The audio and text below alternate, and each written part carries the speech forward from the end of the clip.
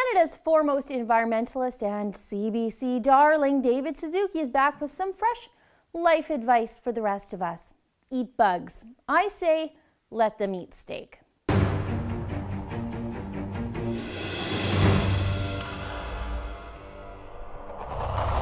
Dr. Fruit Fly David Suzuki has a new op-ed in the Huffington Post. It has the usual doomsday cultish warnings you'd expect from a far left-wing environmentalist article. But let me just read a little bit of it to you so you truly understand how gross and unhinged radical tree huggers really are. Although vegetarian diets would suffice to feed humans and drastically reduce our environmental footprint, meat consumption remains a firmly established tradition. But if we bartered beef, pork, or chicken for a handful of insects, the environmental impact of our animal protein intake would drop dramatically. According to the FAO, that's the Food and Agriculture Organization of the United Nations, of course the United Nations, 18% of all greenhouse gas emissions are linked to animal husbandry. Emissions from insect production are negligible in relation to the amount of protein produced.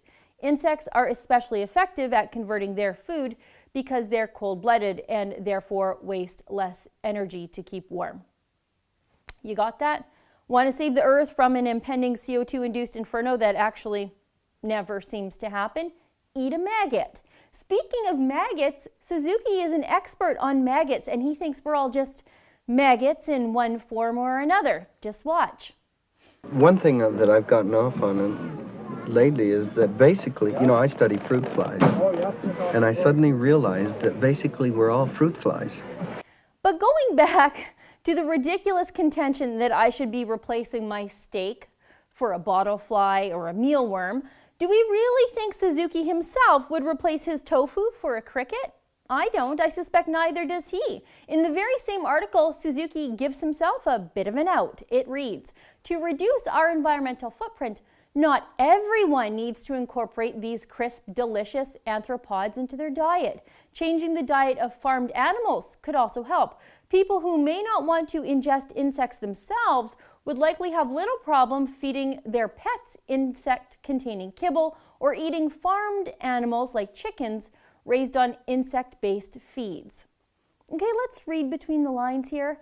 Those people who can afford to pay more for specialty-fed chicken or dog food, like Suzuki can avoid eating grasshoppers. This is along the same vein as politicians buying a carbon credit to offset their air travel.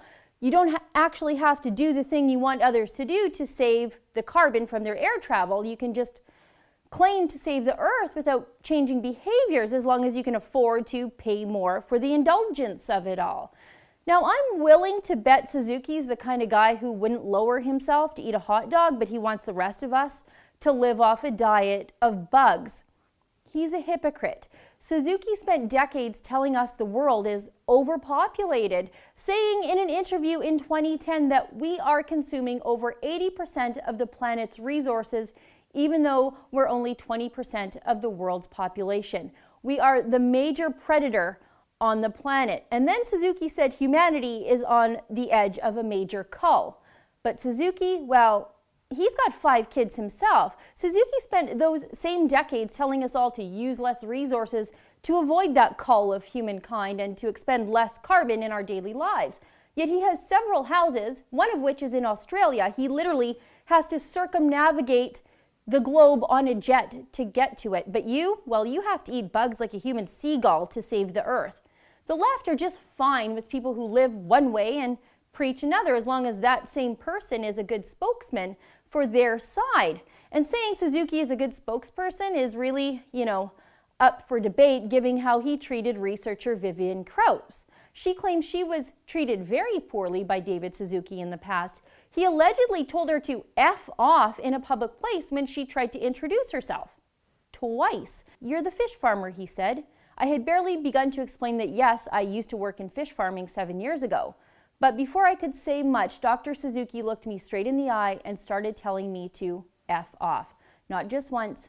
Then suddenly he seemed to catch himself and quickly sat down. Now, if an oil company executive had treated, let's say, Environment Minister Catherine McKenna in that very same way, the progressives would be picketing outside of his house.